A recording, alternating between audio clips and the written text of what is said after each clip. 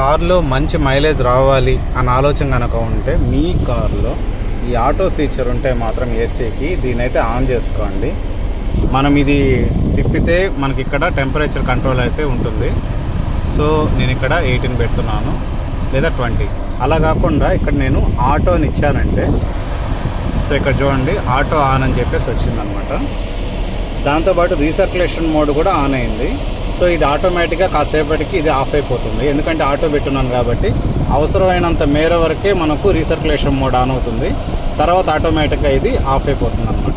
ఆ తర్వాత AC control, ఇది సర్టన్ లెవెల్కి మనకు కనుక ఈ కార్ కొంచెం కూల్ ఎక్కింది అంటే ఆటోమేటిక్గా ఏసీ అయితే అంటే కంప్రెసర్ ఆగిపోతుంది.